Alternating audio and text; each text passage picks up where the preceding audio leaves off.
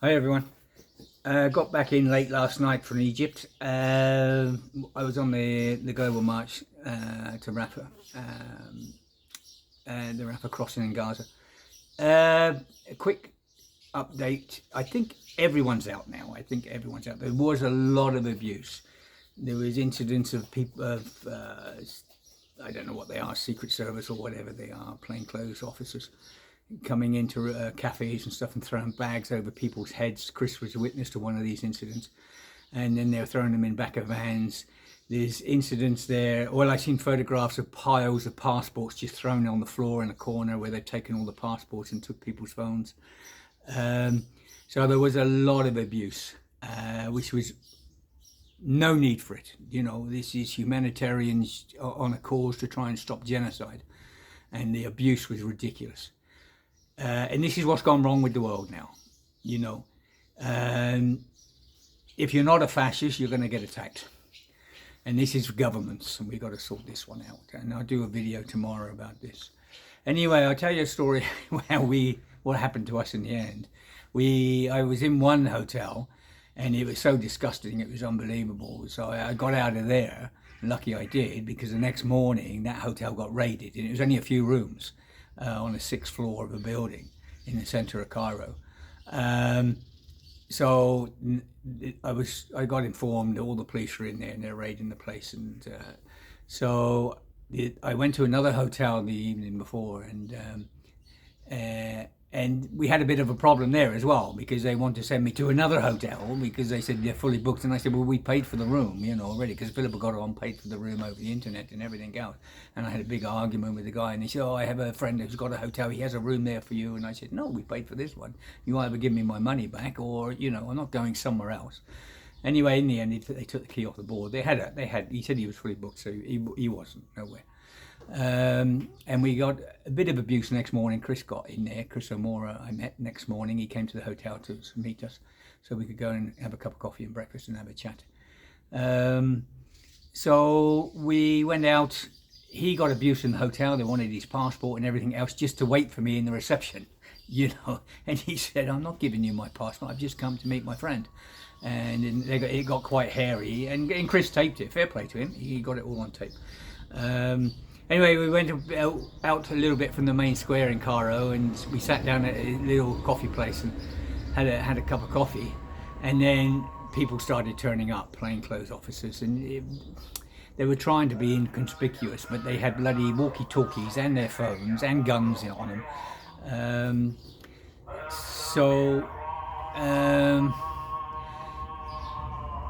It started off three of them, and they sat down right in front of us, and they were videoing us. But I could watch the guy videoing us and everything else. And then a couple more turned up, and these three got up and they had a chat and everything else. Then we still sat there, and they kept looking across at us and everything else. Then another guy turned up in a car, quite a flash car, and he got out, and obviously this is their boss. And he came straight across the table. He spoke to them and came straight across the table and wanted to know what we were doing. And we were sitting having breakfast. Well, we're just having a cup of coffee, you know. But he said, well, what are you doing in Cairo? And he was quite abusive, not to me, but to Chris. He was quite abusive. Anyway, we sat there a bit longer. We had a second cup of coffee. The owner asked us to leave, but we'd already ordered it. And we were sitting outside. And we said, as he asked us to leave, the waiter came with the coffee. So he sort of put his hands in the air. Then one of the officers went into the cafeteria, and then the waiter came out, and he said he wanted to take a photograph with us for YouTube, you know. And I said, well, I'm no one. I'm not, you know, this is the famous guy here. I said, Chris, because Chris had bought his guitar. I said, this is the famous musician. So he wanted a photograph of Chris and him together. But obviously, they wanted a close-up photograph. And it carried on from there, really. We had a second cup of coffee. There was officers wandering around, and they kept changing. Different officers, one came and spoke to the other one went. So it's like they're trying to be inconspicuous, but they stood out like a sore thumb. Anyway, we got up and left there, and we sort of went round a few streets and got back into the square and got back out on the other side of the square. And we found another place we could have some breakfast. And it was down like a little one-way street.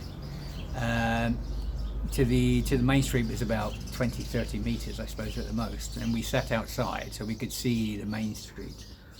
and there was officers at the end, and they kept changing, and they kept looking down there. And then a woman came in and sat right next to me. I mean, she was almost on my shoulder, and the place, there was empty seats, you know. And I turned around and she took a photo straight of my face. And then she clocked that I see her straight away, and she just got up and went inside.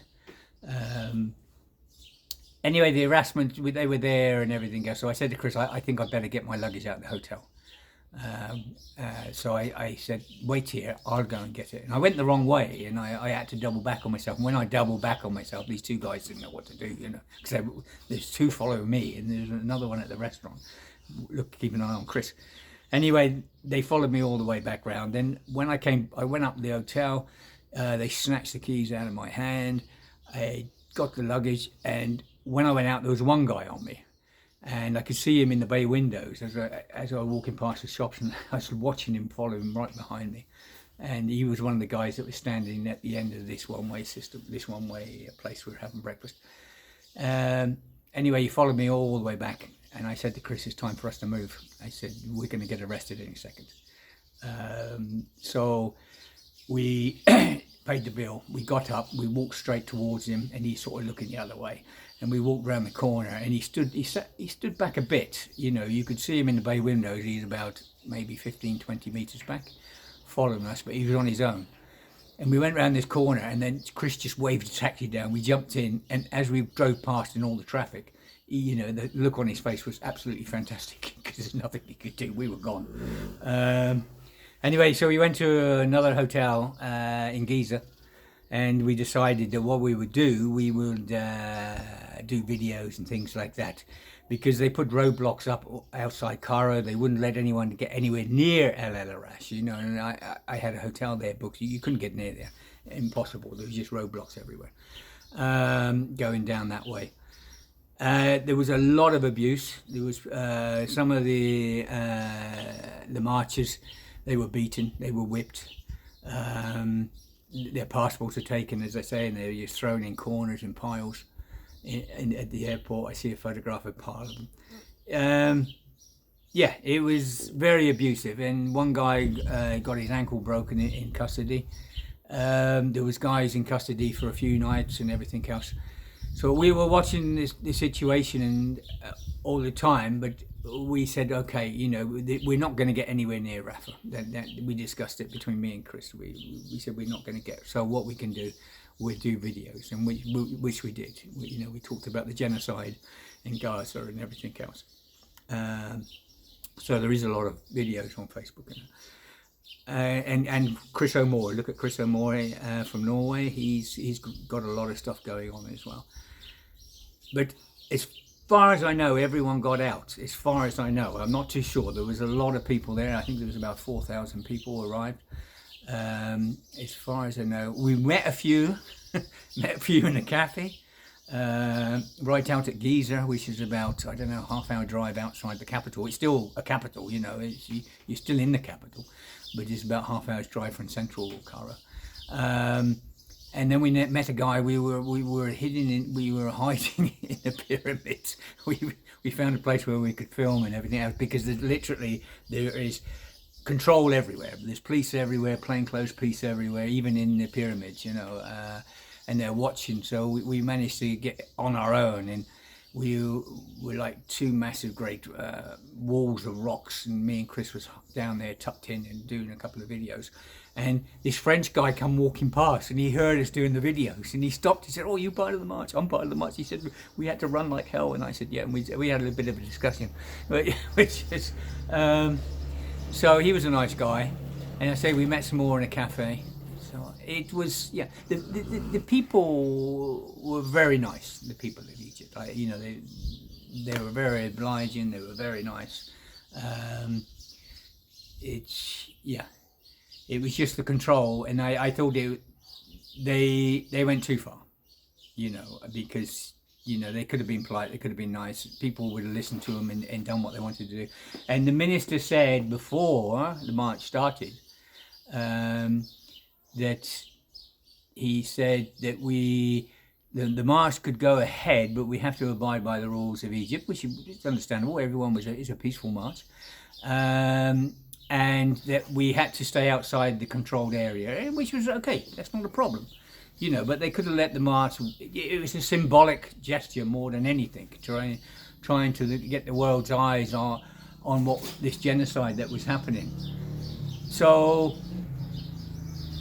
yeah, it could have gone ahead and quite easy, but they had to stamp down. They had to beat people. They had to throw bags over people's heads, throw them back in trucks, rip their passports off them.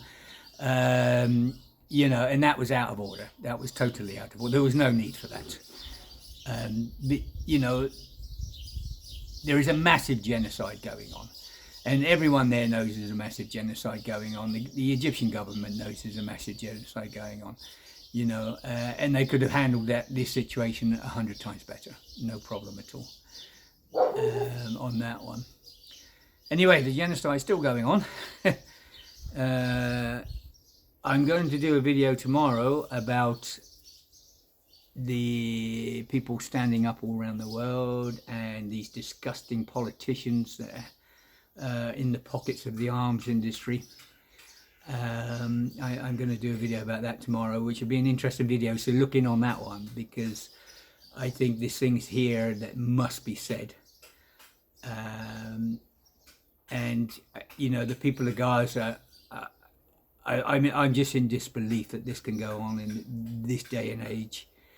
The outright murdering and making it acceptable, you know, murdering children and babies and trying to make it acceptable, you know, is disgusting, absolutely disgusting.